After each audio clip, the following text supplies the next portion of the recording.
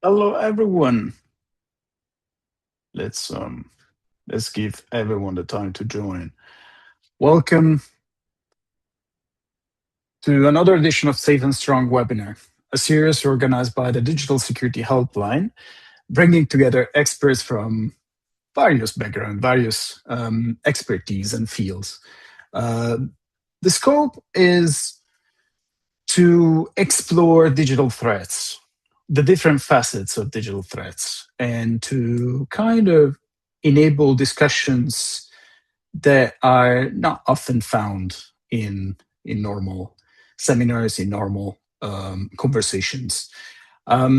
Some of those discussions should have happened at RightsCon, and we're discussing about that with our speakers right now. And unfortunately, that did not happen. But thanks to the helpline, to the helpline colleagues, we are now reunited, and we do have a chance to tackle at least the tip of this iceberg. Um, Before introducing the speakers and before introducing myself, let me say that this is part of a series of webinars organized by the uh, Digital Security Helpline. And you can find, let me drop the link in the chat, you can find all events and updates on this website. So in case you're looking for past events or notes, or you want to stay up to date with the future events, you can find everything there. So let's go back to today's event. First of all, let me introduce myself. I'm Giulio Coppi, Senior Humanitarian Officer at Access Now. And today we're going to talk about digital security in war and conflict and the specific challenges that this poses for civil society and the tools that we are finding together for resilience. The reason why we are discussing this topic is that increasingly online and offline harm are meeting. We have seen that over and over again in invisible ways. And then suddenly in the media and in newspapers and online on videos, attacks against data centers, attacks against communication towers, attacks against human rights defenders are becoming a new front line or a new aspect of the front line. As human rights defenders and humanitarians, we always knew that this was the case, but now it's becoming part of a new conscience. People are realizing outside of our niche area of operations that this is the new side of war and conflict. And this is backed by data. There are reports from NATO, from Cyber Peace Institutes and others that witness this. They tell us that nonprofits face a 78% threat to authentication ratio. So 19 times the retail sector and 9 times more than the tech sector and 15 times more than healthcare. And yet we don't necessarily find the same level of importance in the way that nonprofits and humanitarian actors and human rights organizations are treated when we discuss about cybersecurity and digital threats. And this also finds a stark reminder in the way that infrastructure is targeted. Our Keep It On coalition documented 125 conflict-related shutdowns across 14 countries. This includes Cambodia, Democratic Republic of Congo, Ethiopia, India, Iran, Myanmar, Nigeria, Pakistan, Palestine, Russia, Sudan, Syria, Ukraine, and Yemen. Most of these also have transnational or cross-border impacts. We see that human rights defenders and human rights organizations and humanitarians are isolated, they are targeted, and they are more vulnerable, but they're also coming together. So today, we are going to see how. We're going to see how they are targeted, but also how they are responding to these threats. We were supposed also to be joined by Mahsa Ali Mardani from Witness, but unfortunately, due to a medical emergency, she will not be able to be with us. We send to Mahsa our best wishes for a prompt recovery, and we hope to have Mahsa with us in another opportunity in the future. But we do have Jocelyn Woolbright from Cloudflare. Many of you might be familiar. It's a global cloud service provider.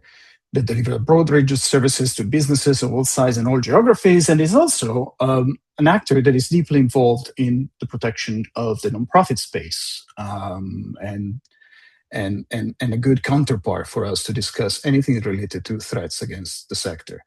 There's Mia Marzotto from Oxfam, an international confederation of 21 NGOs working with partners in over 90 countries to end the injustice that causes poverty, and it also has a very specific lens on humanitarian work. And Luis Barrueto, Access Now Digital Security Helpline. And not many of you potentially have heard of the Digital Security Helpline before. If so, wonderful. If not, be aware that the Digital Security Helpline offers technical advice and rapid response emergency assistance to at-risk individuals and communities. It's a 24/7 free of charge service. It's available to activists, journalists, and human rights defenders and humanitarians. And the reason I'm mentioning that maybe some of you might not have heard of it is because in the humanitarian sector, we don't pay a lot of attention to this, to digital security. It is unfortunately an emerging profile of risk. It is not considered a priority by management very often. It is not considered to be part of the protection sphere and the protection standards. So if this is your case, welcome. We're very happy to have you, and please let us know how we can help you to raise this with your colleagues and your managers. But now, jumping into the discussion for today, I wanted to, first of all, address Luis. And the question is about the work of the security helpline, digital security helpline. You're actively supporting activists and civil society in Iran and in other situations of war and armed conflict. And I'm thinking about Ukraine, Sudan, and Palestine, just to name a few.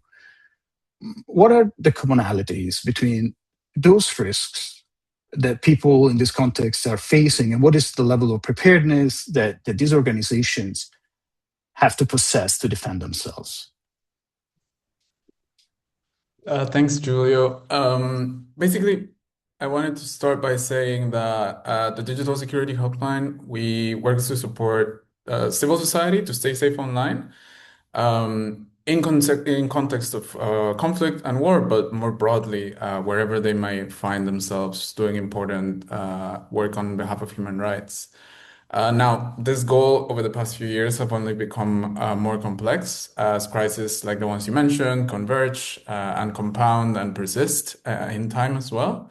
But they also sort of overlap with the broader context marked by the rise of authoritarianism, political instability, and the increasing limits of our democratic institutions to address the challenges that we have. So in the context of this, and just to state the obvious, I think the key element is that a growing number of human rights violations are enabled through the use of digital technologies, while the technology and information themselves are used to wage war and conflict in the situations that you mentioned and others, of course. Now, for civil society, what does that mean? Basically, since this is a sector that has always had less tools and less resources to defend itself, now basically we see a growing need for support, more support than ever. Now, across these multiple contexts that you mentioned and that the helpline works with, what we see is possible to be summed up in three main elements. First of all is the use and proliferation of digital surveillance against members of civil society and more broadly against critical voices that do important documentation work in these situations. The second is the weaponization of digital tech and information systems themselves. So you mentioned connectivity, for example, with the internet shutdowns, but there's also social media and increasingly the many manifestations of AI. And then a third one, although the helpline does not directly engage with that directly, is the use of technology in the hostilities themselves. So that includes launching cyber operations and creating harm through them, and increasingly also the use of automated systems to conduct the hostilities themselves. So just to begin with this sort of general picture, but zoom in a little bit also on the differences, I think I will briefly outline sort of what we're seeing in our work in some of these key regions. So to start with, for example, we've supported Iranians in pivotal moments, not just the current situation around the war, but for example, since the 2022 protests of the Women Life Freedom movement that continued well until 2023. Then the more recent protest movements in 2025, 2026, which had more of an economic component. The people were responding to the economic crisis in the country.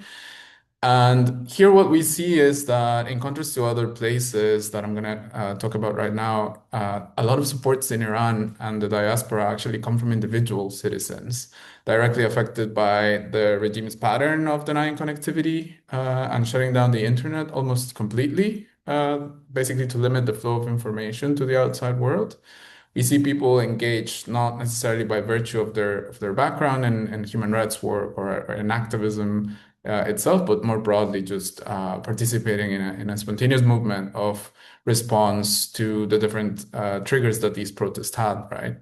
But then also what we see is a more and more common use of narrative operations and information operations to both legitimize the abuses against the citizenry and also to prosecute and punish individuals raising their voice. So we see a heightened concern for the digital security and protecting the information and profiles of the people engaged in this work because it has a very direct connection, not just to the digital safety and integrity, but also the physical situation on the ground that we're seeing there. Um, in Ukraine, for example, we see a different scenario in which, at least over the past 2 years, the support of the helpline has concentrated more on nonprofits and independent media institutions. So more of an organizational approach and less individualistic, but there's also a considerable demand there for navigating the risks associated with continuing to do their work in a safe manner. Whether that includes documenting human rights violations or other forms of advocacy and support to their communities. And this is not to say that individuals themselves do not face risks, of course, but at least in the past 2 years, there's been a sort of maturity of the conflict, so that there is also a network of support and an ecosystem of support composed by other local help desks like ourselves, but with deeper connections to the community and also a deeper awareness of the local context so that they can provide assistance in a way that is more direct, more supported by the trust of having someone in their own community, for example, that can provide that support in the local language. And the role that the helpline plays here is a little bit more of a connector in the sense of advocating for the needs that these groups have, but also advocating on their behalf before other actors at the international level. For example, the platforms themselves, in which many of the information operations routinely take shape and which go traditionally unsupportive of civil society. And then just to finish the picture, you mentioned Palestine. I think Palestine is a good third point of comparison for this general picture that I'm trying to draw here, because our support is much more balanced in terms of who we support, with a more equal distribution between individual activists, organizations, and the media. And in terms of what we help them with, what we see is first a very important number of content-related requests, both in terms of the information that these groups try to publish that gets taken down wrongfully, and also the persistence and the prevalence of the information that should not be there or that we would not want to keep on the platforms, but that very much remains. And that includes harmful information, direct threats, coordinated inauthentic action to sort of minimize the legitimacy of certain critical voices, impersonations as well. So it's a wide spectrum, but content-related requests is very outsized in this a particular issue. And I think there it makes sense because the narrative component is always the foundation of a genocide and a key tool to legitimize the violence that we're seeing on the ground as well. And the second element is a variety of requests related to malware, in which key and high-risk activists and journalists come to us either suspecting or already knowing that they have been surveilled, for example, through the use of spyware, and in which we provide the assistance so that they can better understand if they were targeted and what to do about it because of the high breach that this supposes for their work and their individual risk. And in some situations, maybe I think it's important here that just the threat of being targeted by malware is already a key element, limiting the flow of information and just sending a chilling effect for people to stop telling the things that they're seeing, right? And to limit the flow of information about the situation itself in Gaza, the West Bank, and other parts of this conflict, and also the resistance that is taking place abroad. So in combination, these three elements, I think, show both the commonalities, as I mentioned at the beginning, but also the fact that we need to keep centering on digital risks as a key element of these multiple situations, and also to work with the people that are affected and the communities that are affected so that they have some tools to defend themselves and for us to protect them more effectively. Thank you, Luis. And while I invite everyone, if you have questions, have a session for question and answers towards the end, but you can already start dropping them in the chat and we'll work through them in writing and then potentially picking up some of them at the end. I want to call your attention on one thing that Luis just mentioned in terms of the chilling effect of malware. This is something that, for example, in the humanitarian sphere, and I talk because that's my specific area of research, it is still not like receiving enough attention. In the humanitarian side of things, there is a strong delay, worrying delay in taking care of our digital security and digital safety. There is often this very old-fashioned idea that we need to be transparent, and being transparent means that our communications need to be accessible, or at least if we should not be perceived as being hiding something. So there is this kind of very twisted perception of we need to accept that spying on humanitarians, that accessing our telecommunication, it's something that comes with the idea of conflict, and this should be, this is kind of normal. Well, with the help of the helpline, we're pushing back against this concept. We need to protect that data. We need to denormalize spyware and malware against humanitarians, because it's not just your information that is compromised, but the people that trust you. So this is something that it's so important, especially considering that there are very few cases that are raised by humanitarians when it comes to malware and spyware, and this is something that needs to stop. This is a trend that we need to change. And Mia, going to reflect on what Luis just mentioned in terms of the real life risks that people can face in situations of conflict and war. What do you think, coming from a humanitarian organization perspective, like a humanitarian organization like Oxfam, what kind of role do you think digital rights should play in enabling humanitarian response? So basically, what is the role of the humanitarian sector in protecting digital rights? Thanks, Giulio, and thanks to the helpline team for setting this up. Yeah, I think as a rights-based humanitarian organization like Oxfam, we have seen digital technologies become an integral part of humanitarian responses. There's definitely been some revolutionary changes, right, with digital technologies informing action based on early warning systems and real-time data, easing two-way communications between responders and affected people, and even supporting fundraising, right? And I think it's also important to recognize from the start the current climate of rising humanitarian needs and ever more restrictive budgets. So the potential the transformative potential really of digital tools, including AI and machine language tools, is even more salient with its overall promise of doing more with less, so to speak. But I think, as Luis was rightly pointing out, there are definitely some issues that we should not be overlooking. And I think that digital technologies are intertwined with some of the humanitarian sector's most enduring challenges. First and foremost, perhaps from Oxfam perspective, the challenge of inclusion and power asymmetries, right? And I think that concerns about power and inclusion and exclusion in the humanitarian aid sector certainly sort of like predate digitalization, but digital tools bear particular consideration. In a humanitarian context, we can think about how connectivity or electricity may be lacking or unreliable. Digital literacy and digital skills may be low, right? And so digital divides and inequalities of power can be especially marked and consequential. So a rights-based approach to digital technologies, which is how, as Oxfam, we kind of understand digital rights, can really help uncover and address these dynamics of inclusion and exclusion in humanitarian responses. So, we can think about how some people in crisis may be using social media or other tools to self-organize and to advocate for their rights, to have their needs met.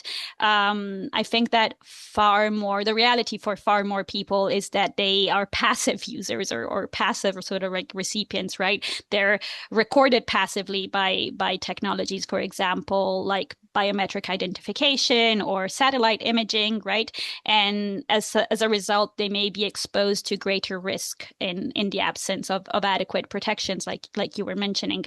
So then the question becomes really under what conditions can technology really reliably help people in crisis, and when should it not be used at all? And like Lewis was saying, we also see the increased use of technology as a means and method of warfare, including, I think, from an operational perspective, a key concern is deliberate online disinformation tactics, which are affecting communities, but also humanitarians themselves, and how we deliver humanitarian protection. And I think among many fundamental rights, the right to life and security of both affected people and humanitarian workers is really on the line in this case. So I think that adopting that digital rights lens can help consider specific digital risks and relating to humanitarian protection, and also the risks for specific groups. And so to ensure responsible technology deployment and use, while also mitigating some of these risks for both crisis-affected people and humanitarian themselves. One example, because you were mentioning data and data protection there, right? So in humanitarian responses, we often use drones or we increasingly use drones or facial recognition technologies that can lead to unintended harm by exposing the personal data of crisis-affected communities, which might be misused by governments or other actors during that specific crisis, but even once that specific crisis may be considered over. And of course, these are questions about individual ownership and control over personal and personally identifiable data that are also being debated in digital rights discussions more broadly. But I think when we're talking about humanitarian contexts, there are those heightened inequalities of power between data subjects and those collecting and using that data to bear in mind, and the stakes are quite high. But I think there's also something that the humanitarian sector can do for the digital rights community. So it's also like a two-way street there, right? And I think that the key point there, or the key role there, is really bringing the needs and grounded perspectives of affected people at the center of framing and action around digital rights and risks. As Oxfam, at Oxfam, we recognize that the ways in which digital tools may impact those most vulnerable, and including crisis-affected people, can really help build stronger protections for everyone. So when, as humanitarians, we act to protect digital rights, acknowledging the importance of digital safety and security as really essential aspects of humanitarian protection in the digital age, it supports digital rights more broadly and increases our sort of like collective impact. And I think it also means ensuring that there is support for enabling systems and approaches that ensure that people have themselves, the knowledge, the skills, the tools necessary to protect themselves in the first place, but also to advance their own social and economic and political interests in the long term. So trying to, link those situations that might be time bound, in a humanitarian situations with longer term objectives to really ensure that technology benefits everyone. So, yeah, I mean, happy to also discuss further some specific examples, but I think I'll leave it at that for now. Thanks. Thank you, Mia. And this is interesting because it opens also the vulnerability of humanitarians themselves and the community and the complicated relationship between the use of technology, deployment of technology, the agency. And there is a lot of discussion going on right now on the concept of digital sovereignty. And as someone that comes from the humanitarian sector, that rings all sorts of alarms and raises all sorts of red flags in my mind. I will, much rather have us talk about, safe, universal, and most of all, independent technology that is independent from abuses or from being overpowered by a specific actor, be that local or foreign. But that's going to be a discussion for another day. But I think that's also where the humanitarian sector can bring a passionate argument to put the concept of digital sovereignty in the right context and in the right framework and of the right framing.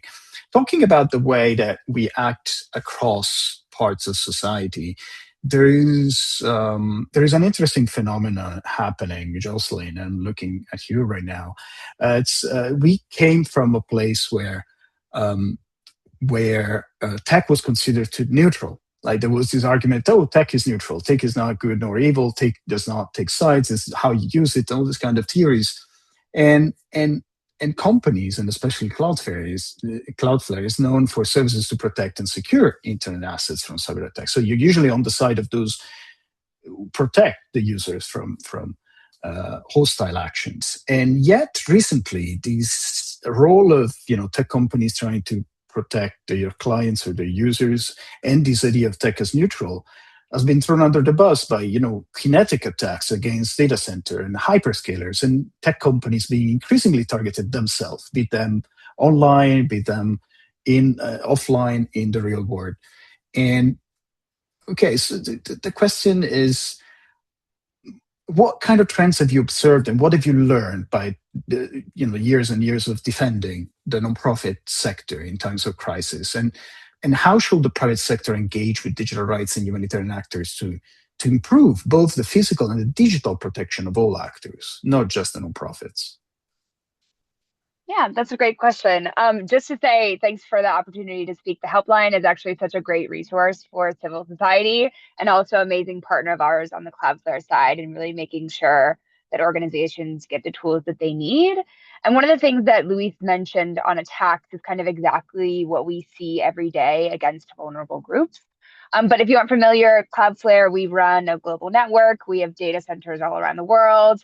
We sit in front of websites and applications, making sure that groups that are using our service are secure and reliable against a range of different types of cyber attacks, including DDoS, web exploits, and also providing internal security tools. Our largest project where we support humanitarian organizations is Project Galileo. So we've had that since 2014. And right now we're protecting more than 3,400 organizations in 130 countries. And we also work with these large civil society partners, such as Access Now, to help identify which groups need these types of services. And really the goal of this project is making sure that organizations that are working at the forefront of civil society, promoting democracy, have the tools that they need to stay online, making sure, that if they do see these influxes of malicious types of traffic, that they have the tools they need. We're actually coming out with a large report in the next couple months against cyber attacks we've seen against all of these organizations under Project Galileo, but I'm happy to share a little bit about what we're seeing. And we see that the volume of malicious attacks against these groups is growing dramatically. So over the last year, we've actually mitigated about 38,000 malicious requests against civil society organizations, which is about an average of 105 million attacks per day for organizations. And kind of in a broader report that we've done, we've actually found that nonprofit organizations, religious institutions, civic groups were kind of the single most targeted groups across our network, which is really interesting because we see kind of the stories from the helpline on these individual bases, but kind of putting all this data together, we see that these attacks are large. And some of kind of the key findings that we've had in our report is that DDoS attacks are increasingly are kind of the attacks that we see the most often. And we see that the attacks are getting more sophisticated. We'll have these attacks that will go over multiple days, varying in intensity. So, for example, we have an organization, a digital rights organization in Iraq that had a 12-day long DDoS attack with over 2.7 billion requests that were hitting their website. And we actually thought the attackers kind of changed their tactics as this organization started putting in more security types of precautions. Another interesting part that we've seen working with nonprofit organizations under Project Galileo is that journalists and media are disproportionately targeted. So we see that a lot of them, they're targeted because they are investigative outlets operating under government pressure in many regions such as Russia, Belarus, and also the Middle East. And another interesting insight is that we're actually seeing many different types of attacks against media groups in exile, which is really interesting because a lot of these groups really rely entirely on an open internet when it comes to reaching the audiences back home. So that's when I think about, when we talk about protecting nonprofit organizations under Galileo, we're seeing a lot of these types of attacks and making sure that they have the tools to be able to stay online. And when it comes to kind of how the private sector can engage on digital rights and humanitarian actors to kind of improve their digital protections, I think there's 3 different ways that the private sector can engage on this. And one of them is providing tools at no cost to organizations.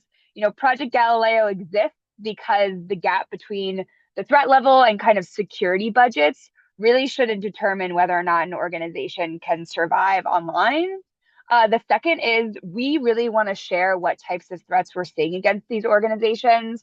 We publish a lot of different types of intelligence through our partnerships and also, external facing data when it comes to phishing attacks, also internet shutdowns. So we work a lot with the Keep It On campaign at Access Now to make sure that we can share internet shutdown data publicly. And then the last one is something that Luis and Mia also mentioned, is kind of this deeper connection to the community. So building those partnerships on not just the product side, but also really trying to listen to what the communities need and not just kind of shipping products externally, but really building those trusted relationships with civil society organizations, with governments, with many of other tech companies to make sure that we can get those tools in the hands of the people that really need it most. Thank you, Jocelyn. And that is threatening. That is really scary, but not totally surprising. As it was mentioned in the opening, this is kind of this makes the consensus across all actors and observers is that the most targeted sector is the nonprofit sector. The humanitarian sector is the most underreported because they basically don't care about tracking data and they don't disclose it. One major challenge, by the way, is the fact that very often humanitarian actors do not mention their cyber events because they think it is pointless. Because anyway, they're not going to call out the author, they're not going to investigate the author because that will go against their neutrality. They will be dragged into very delicate and sensitive discussion about who did what against whom, attribution, all kind of things that humanitarians usually do not want to be dragged into, which limits also their capacity to document and disclose and share information about cyber events and cyber threats. So this is also something that I might want to discuss in terms of what goes underreported or unreported when it comes to digital threats. And Luis, going back to, we've seen this kind of global perspective from the upcoming Cloudflare report that Jocelyn mentioned. Can you also maybe draw a few lines or a few points about the most recent trends that are emerging, maybe zooming in on the different scenarios that you already mentioned? Yes, gladly. So I think I'm gonna actually take the advantage of our other panelist Masa not being here, because I think there are other better observers of the situation in Iran, such as herself, but perhaps in the hope of using the very recent example that is quite present in people's minds, we can underscore a few of these points and recent trends. Right. So we've mentioned the internet shutdowns already a few times. And it's important to understand sort of the role that this plays in the specific political context, and also in the sort of hostilities themselves, right? So this has definitely evolved, because now we cannot only speak about internet blackouts as a tool to achieve censorship, which is the immediate effect. But more broadly, as Mia was saying, like, it deprives the citizens of the ability to contact each other, to organize, to access information, to access emergency communications, to access documentation tools, and also the ways to verify the information from documentation that is circulating around. Which ultimately, combines to suppress dissent and allow power to operate with less scrutiny. But it is a sort of more complicated mechanism than we originally anticipated, right? And the fact here is that authoritarian regimes also learn from each other. So it's important to see the use and the instrumentalization of a tool like this as something that can possibly follow up contagion effect to other countries. And actually, if we see it historically, the way in which shutdowns have been used has been sort of perfected by different regimes, learning from each other, and then sort of arriving at this sort of more total application of them, and also more disruptive application of them. So first here, I would say we need to, yes, call for a restoration of connectivity and making sure that people in these contexts can readily access the internet. But beyond that, I think it's also important to sort of focus on infrastructure governance more broadly, so that it's more democratic and more internationally accountable as part of the minimum standards and the minimum protections that still apply in the context of a humanitarian emergency. The second thing I would emphasize, using Iran also as an example, is that this is only part of a broader repression toolkit, so to speak, which includes a variety of tools and a variety of mechanisms that actors can use to generate harm. One that I've mentioned before is the surveillance element, because it is sort of a continued interest of people in these sort of powerful regimes, and also in the groups that contest them, be it a rebel army or some other actor in whatever context we're talking about. But surveillance becomes important because it's a very effective tool of control. Once you're beginning to be surveilled, the breaches to your person do not stick to the information that you're sharing. It also covers your networks, who you're working with, who you're talking with, what specific information you're sharing with them.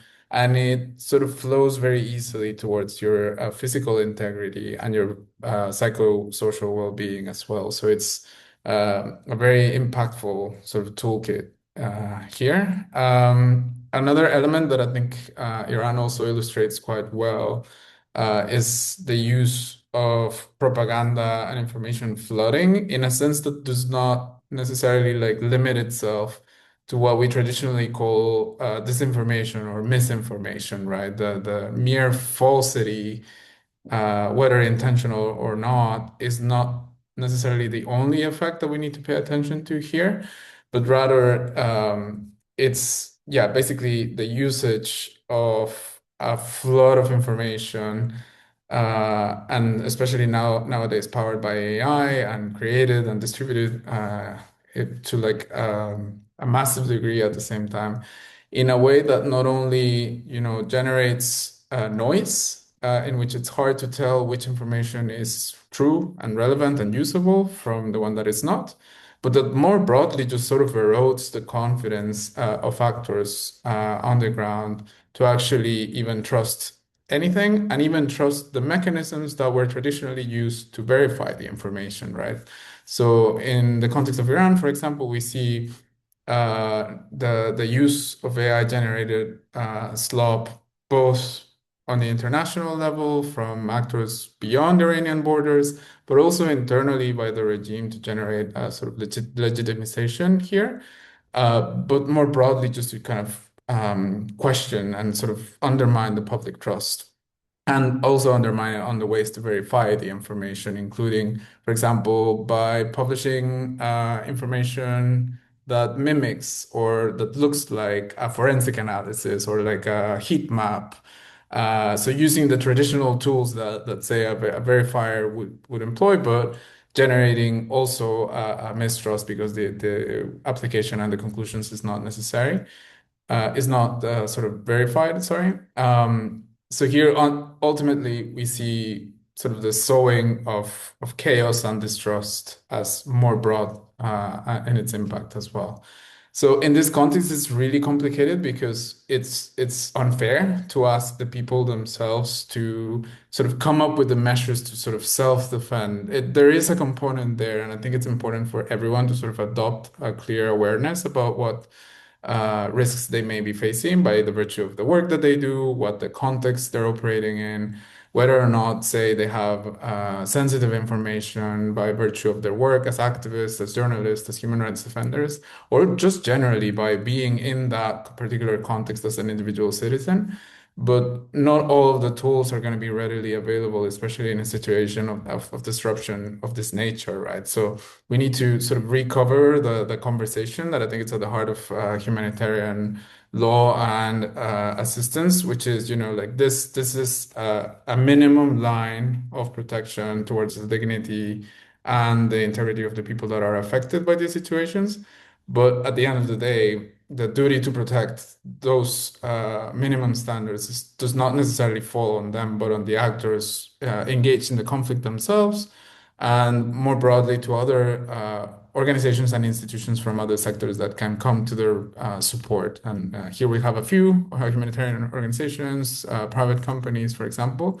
And in the case of the helpline, what we try to play the role of is basically, provide some tools and some knowledge for people to be a little bit more dexterous in how they navigate this very complicated terrain. But at some point, even us, and not just us, but other help desks and other organizations of support will face the limitations of not being able to, control the internet, of course. Like what do you do with that? There's a limitation of how many alternatives for circumvention there are, and what those two come with some risks and trade-offs that you need to understand when trying to implement them. So it's a fairly tricky terrain, and while there is a personal responsibility and a communal responsibility as well of caring for others in your immediacy, I think this is important to sort of come back to the main point of it being a multi-stakeholder effort at the end of the day. Thank you, Luis. And I'll invite all experts to start looking at the Q&A panel that you will find next to the chat box or at the bottom of your screen next to the share button, because there are some questions that I'll pick up at the end, but there are some that can already be answered. And I'll actually take one of those that I'll blend it with the kind of next question that is coming your way, Mia. There is Santiago asking about how to change this perspective of digital rights or digital security being a soft issue or like a lesser priority in the strategy, in the governance of humanitarian organization. And Oxfam is one of the few actors that actually connect the dots between humanitarian work and advocacy and accountability program, including economic rights and injustice, working on the purely human rights side of things. So what should more traditional humanitarian actors do then to do what Santiago says, to stop considering these as a soft side of their work, like a lesser priority? What is the lesson that comes from Oxfam being able to balance those two perspectives, those priorities at the same time? Yeah, thanks for the question, and to you, and also to our listeners. Yeah, so as a global confederation, we have definitely been intentional in building our capacity to engage on issues at the intersection of digital rights and our broader mission to end poverty and inequality. And, we're by no means perfect or by no means the only ones doing this. But it really started based on our program work in humanitarian and in development contexts, and really hearing from affected communities themselves what priorities they were identifying, what our partners, local partners, were identifying in terms of priorities, and that included like the need to develop and scale digital solutions that were appropriate for the contexts, right? So that's kind of like how we've really found ourselves in a position where it's impossible to not be thinking about these issues, even from an operational perspective, and we've been trying to do this in line with our commitment to local humanitarian leadership and to anti-racist and decolonial feminist approaches that are really grounded in equitable partnerships, kind of bringing back up some of the points that also Jocelyn was making earlier. What this work has also entailed is raising the voices of our civil society partner organizations and the activists and communities we work with in digital governance discussions, like I was saying earlier, really to make sure that the needs and perspectives of those most at risk of digital harms or facing the worst impacts are acknowledged and informing really policy decisions at a global level that then of course have implications on the ground. And there's also of course like an important element there with building localized knowledge and resources on digital safety, and some of our work has also focused on this. But like I said, I think there's now a growing number of initiatives in the humanitarian sector that are articulating new rights and responsibilities, but also practical applications of technology in humanitarian response. I mean, perhaps it is fair to say that, for the most part, the sector has been cautious about digital technologies, and I would say rightly so. The stakes, like I was saying earlier, are quite high. But I think that caution does not mean paralysis, right? And so, and given what others have all mentioned, and the expansion of internet access, smartphone use, overall digitalization in basically almost every area of life, it is not something that humanitarian actors can ignore or pretend sort of like it's not there. I think that a specific focus for the humanitarian sector should really be promoting meaningful inclusion, and a key step for that is understanding how affected people are already using technology, right, themselves, and for what purposes. And then how do we ensure that they benefit from digital technologies and are not harmed by them?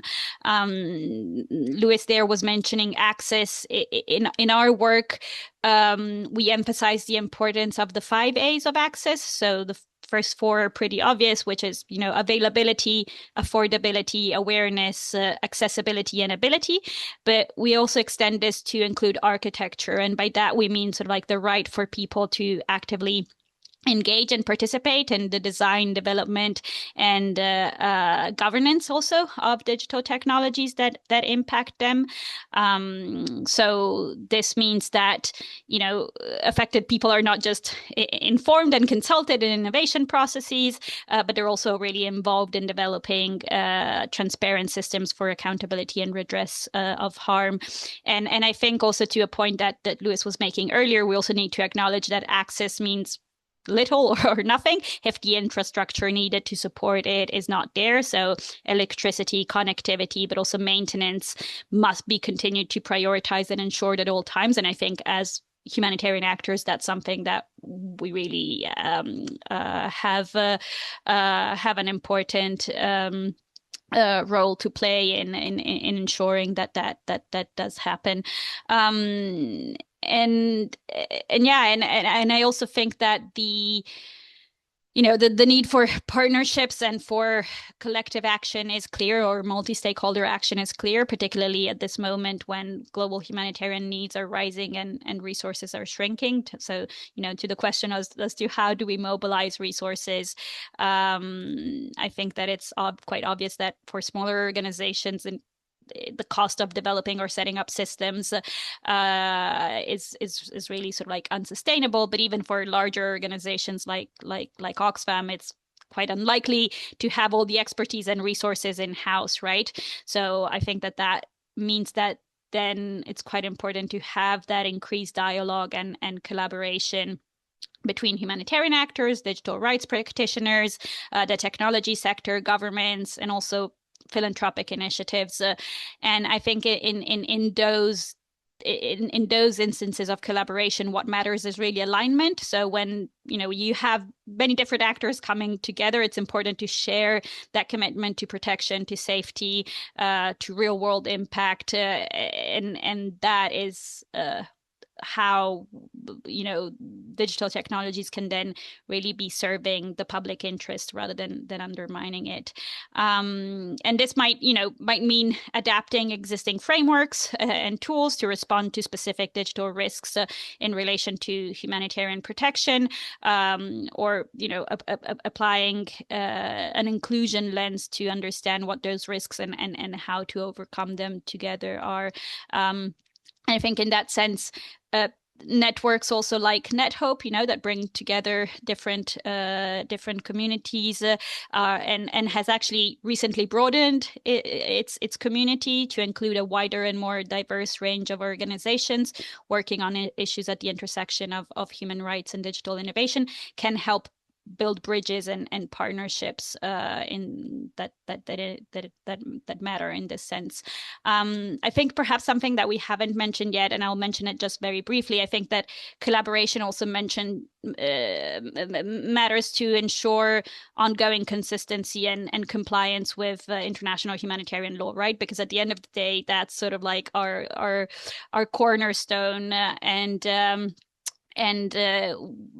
that continued dialogue is also key to ensure that increased use of digital technologies does not erode the protections that are already afforded by IHL, but that these protections are up to speed with the world and are upheld and made effective in practice. And I think from that perspective, spaces like this one, but also initiatives, that are ongoing, can really help with information sharing on potential and actual harms, and also consensus building, really, to strengthen the protection of affected people.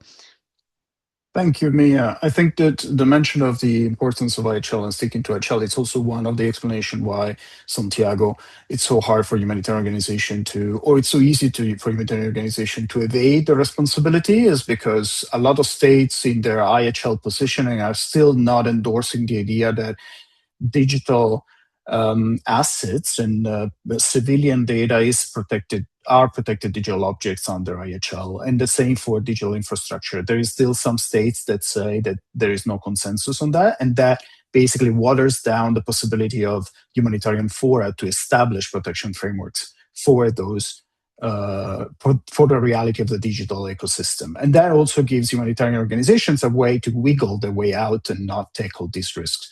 But Jocelyn, coming back to you and picking up on some of the questions that are in the chat. There is a very good question about by an attendee about operating in a high risk environment, but then having to being precluded access from advanced protection mechanisms. The attendee mentioned endpoint detection or response system, because they are potentially pricing some organization out. So the question is, how can basically what kind of mechanisms can be put in place to support this lower or lesser resource organization that might want to provide their staff, their operation, their communities with the same level of protection? What would be your suggestion?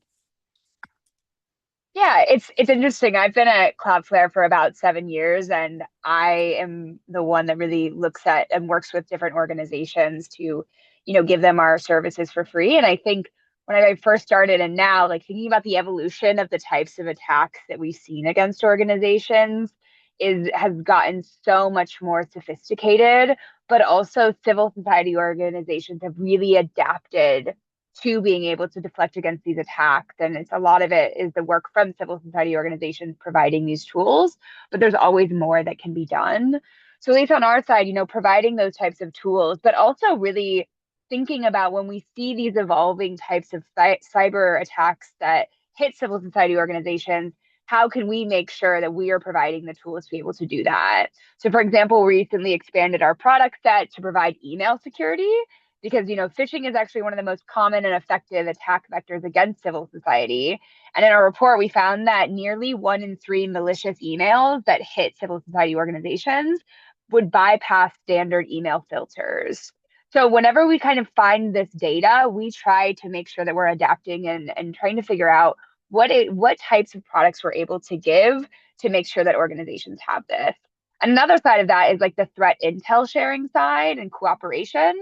So, for example, we have a really great partnership with the Cyber Peace Institute that is actually providing our email security product to many of their humanitarian organizations. And they actually have an external facing dashboard that's tracking all of these different targeted phishing campaigns. So, really, that these incidents that are typically going unreported, that they can be public to make sure it's kind of a centralized point of contact so that when an NGO sees these types of phishing attacks, it's able to talk about it with a broader community. And that's why I think the partnership model is so important, because civil society organizations on the ground are better at positioning these types of products and reaching those who might not be able to have access or the budgets or the expertise to be able to implement these types of tools. And that's why it's really important to have these conversations and partner with so many different groups to make sure that, if you are seeing these types of cyber attacks, there are tools that are available to you. There are people on the ground, there are people in spaces that can give you this type of protection. And that's something that we think about at Cloudflare all the time. Thank you, Jocelyn. And I'm staying with you immediately because there are a couple of questions that are, directly in your in your book, and it's about the report on Project Galileo. There are two questions by Fanaka and Ibrahim.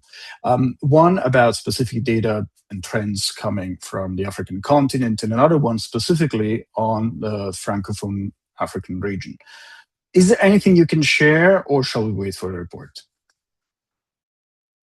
So we'll definitely have to wait for the report, but honestly, it's a great way to understand what types of threats we're seeing against organizations, about 3,400 organizations in 130 countries. And the more that we're able to get organizations protected, the more we're able to know what types of attacks we're seeing, be able to make analysis of trends, which also improves the way that we provide our services. So that report is definitely coming out soon. I'm really excited to share it with you all. So definitely be on the lookout for that. Thank you, Jocelyn. And I think we are running out of time, so we have just 2 minutes left. Maybe, Luis, is there any way that maybe you can use this final 2 minutes to answer the last two questions that were pretty much in your area, Lakshai and Ilashub? Is there any way that you can jump in and answer those directly? Yeah, I'll actually try to connect a few different points in this closing point, and just to elaborate on what I ended up last time, because we usually try to use this webinars to kind of share very practical and actionable advice for folks to stay safe online. I think in this particular case, because the challenge is so complex and so variable as well in how it looks in different contexts. It's fairly difficult to sort of provide a sort of blanket advice that can be applied readily by everyone and anyone. And actually, to be absolutely fair, like if you are concerned about your digital security, I think it's always a process of sort of starting from your own analysis of the threats that you are facing by virtue of the context and your particular situation, right? So with that sort of caveat in mind, I think if we're assuming a situation of war and conflict, we're likely going to see a very high risk threshold that's going to affect basically people and individuals operating in this space. So in and of itself, there are some key basic elements that should be applied across the board, such as, taking heightened measures to minimize people's attack surface or basically their exposure to possible threats to their privacy. And also paying a lot of attention to anonymity is important because there are multiple ways that we have been mentioning in which your identity or your information may go out into the world, not necessarily by virtue of you sharing it, but because of the different ways in which this might be sort of filtered and captured by different tools, whether or not they play a sort of positive game or a positive contribution to whatever purpose that we're talking about. Then we should be careful about also taking extreme precautions where communicating with others and sharing information, and especially sensitive information. We spoke about, for example, protests in very high risk environments like Iran, and we've done a lot of work over the past few years supporting protesters in different sort of pivotal moments in the past couple of years. That is a critical moment to pay attention to it. But more broadly, just in general, I think it's a necessary sort of journey that people need to continue. Minimizing the information that they share, keeping it more securely and safely when it's shared, but also stored. So yeah, basically there are no one-size-fits-all approaches, but a key elements to consider is using encrypted communications wherever possible, minimizing and compartmentalizing data, opting for tools that make it harder for people and threat actors specifically to track your communications, map your relationships and your networks, and your behavioral patterns as well, which is a bit tricky because it requires like analyzing a little bit more carefully where this might inadvertently be shared with different tools and platforms that you're using. So yeah, beyond this, I think for better guidance, especially in these situations with very heightened risk, it's important to approach people with the right expertise. So that includes technologists like the ones that make up the helpline team, but there's also others supporting civil society and working with them to sort of craft a tool plan that gives you tools to address these specific needs that you may have. But just as I said before, like I think it's important to engage other actors that have a say or a stake in the issue of protection and humanitarian protection, because we decidedly cannot leave the affected populations alone. There's been a few ideas already shared here, but protection organizations, and that includes humanitarian ones, but also more broadly, the ones that are supporting digital security support to sort of adapt their tools. And I think here I can speak about the experience of the helpline itself, because through the different examples that I've mentioned since 2022, 2023, but also before that, there's been sort of a growing effort of trying to adapt the mechanisms for the expertise and the technical knowledge to reach people on the ground and not the other way around, not to expect that they go through the journey of figuring out what are the tools that they need and then coming up with the specific questions and reaching us in that sort of demand related way, but more broadly adapt the supply side as well so that we can make sure that it reaches them in the right context and in the right level of complexity so that they can actually implement it and keep it constant as a practice of digital security. But beyond that, I think everyone in this table and other spaces where humanitarian support is discussed should continue sort of raising awareness about the impact of digital risk in particular. Also providing guidance for self-protection. This not necessarily to give the people their responsibility to take the tools, but just providing information and assistance and guidance so that they can be creative and use these tools at their disposal and navigate this terrain more effectively. and also importantly, include elements that address digital components as part of the forms of aid and relief that is provided by some organizations in this space. So just to sum it up, I think all sectors need to become a little bit more assertive about advocating for digital rights here. So that includes tech platforms, humanitarians, civil society, locally and globally. But more broadly, focusing in on digital rights, which in my mind it's sort of two sides of the same coin. It's not the same to talk about war and conflict as the backdrop for digital rights as it is to speak about them in the context of peace or normal situations, quote unquote. But as is the case with international humanitarian law and human rights law, for example, they're complementary in the sense that they can be read together. One is the exception when a situation goes awry, and there's an absolute line of protecting the minimums when everything else is a little bit more unstable. But at the end of the day, when we see the human rights side of things, we see some of the protections more clearly spelled out, more effectively organized in some senses. And I think like just by virtue of how we're going to interpret that situation moving forward, at the end of the day, what we want to ensure is protecting the rights, the dignity, and the integrity of people that are trapped by conflict that they themselves did not generate, right? So focusing in on those sort of individual and inalienable rights can be a way forward for us in this table. Thank you, Luis. And I see that, thank you, Mohammed, for sharing in the chat the link to the webinar series, where you can find all the updates and following events, so the upcoming events in the same series. I'm also using the last minutes that we have to pick up a couple more questions. Maybe Luis, if you can answer in the chat about Ayesha Sarwar question, if there is any possibility to answer, if there is any information you may share.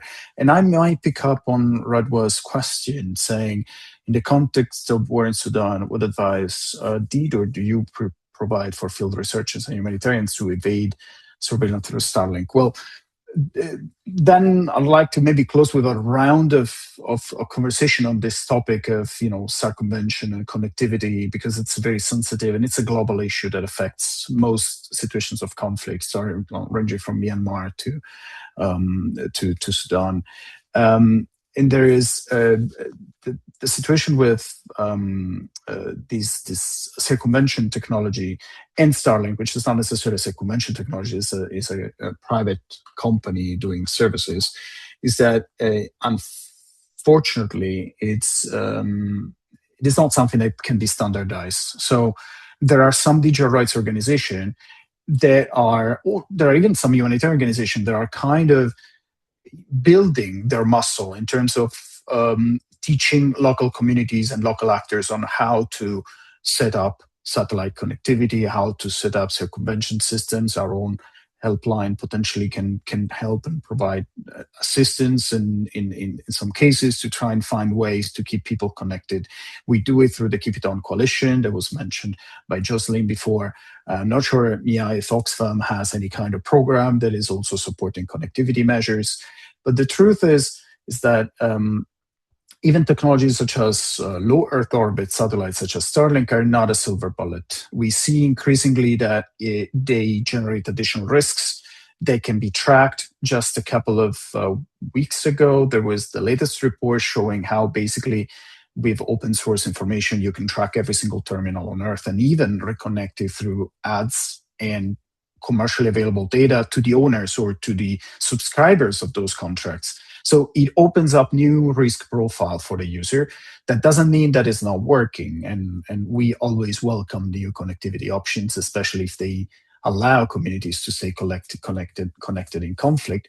But it really needs to become an exercise led by communities and by actors in the ground, that they know the risks, they know the trade-offs, and they know what they're talking about, especially when it comes to contested territories and technologies that are not necessarily allowed by the warring parties, because that, again, exposes the actors to additional risks. So the advice is to to have a resiliency focused approach. So create the conditions before a crisis strikes. I know it sounds too late for Sudan and places that are already engulfed in war, but it's a stark warning for everyone that is not already in the middle of a war, that these kind of circumvention techniques and strategies needs to be built in your disaster response, in your humanitarian response before it's too late. So this is something that we need to take into account. And last round, maybe Jocelyn, Mia, any kind of final reflection on this specific topic? I'm happy to jump in. One of the things that I think about a lot is that, we want to make sure organizations have the tools they need to stay online against large attacks and also kind of bring awareness and improve capacity building when it comes to protecting these organizations. We think a lot about the preventative type of cybersecurity measures. And I think one of the things that I just kind of want to leave the audience with, today is that, the tools to protect your organization exist. There's a lot of different people out there from civil society, from tech companies that are happy to help when it comes to providing these tools. And it's really kind of these partnerships and trusted organizations that help us get those tools in the right hands for the right organizations. Even if, you might not necessarily know exactly what you need to be protected against, it's really, you can take some steps today to be a little bit more secure online. Thank you, Jocelyn. And I think, Mia, please go ahead. Yeah, thank you. Yeah, I think and final reflection is also is acknowledging that we are all involved in operating in a digital ecosystem today, right? So the expertise of also organizations on the ground directly working with communities is extremely important. There was a question earlier on who's missing from these multi-stakeholder conversations, right? And I think that it's been mostly organizations that for some reason or another don't think that they have the technical skills or the technical knowledge, which might be true, but they have the knowledge of lived experiences, and which are incredibly important to bring into the conversation, to really promote that digital resilience approach that you were referring there, Giulio. So I think that it's like I said earlier, as Oxfam, as a humanitarian organization, we definitely don't see ourselves as a pioneer or even as an early adopter of digital rights policy framework and in our work, but we do acknowledge that we're building on foundations laid by many other civil society organizations that have been working in this space, and we do have a contribution to make based on our country level programming and on our engagement with communities on the ground. So I think that that's something that is quite important to bring to even in engaging with when engaging with corporations or other actors involved. Thank you, Mia. Thank you, Jocelyn. Thank you, Luis. I think just to wrap up this gathering in time, I will just stick to one main core message to the humanitarians listening. Find your digital rights activists around you. This is the only thing you need to do right now, because you don't necessarily have all the answers, but they will have most of them. Get in touch with the CERT unit, with those groups that do exchange of cyber-related events and information related to incidents and hostile attacks, and get in touch with local actors in tech sector, get in touch with those organizations in the field that are already doing digital rights. There are increasingly capable people that are next to you that you won't see because they're not part of the humanitarian coordination team. They're not part of the NGO forum. They're not necessarily part of the traditional humanitarian space. Open up, unpack your local field teams and your local meetings, and be ready to be surprised by the breadth and the variety of actors that you will find there, and the variety of strategies and approaches and experiences that they might have for you and for your strategy and for your management. And again, try to push for your donors to cover to give more attention to the digital harm and the cyber related side of harm. Be attentive to anything related to malware and spyware, and include digital harm in your protection strategy. There is something in the professional standards for humanitarian work. There will be more in the Sphere standards on connectivity as aid that will be released soon. There will be more and more. Build your muscle to think about digital harm, and the rest will follow, hopefully. Thanks, everyone, for joining us. Thanks to Jocelyn, thanks to Luis, thanks to Mia, and thanks to Masa, who unfortunately could not be with us, and Mohammed for coordinating all of this. Thanks to all of you, and see you next time. Thanks so much. Bye, everybody. Thanks. Bye-bye.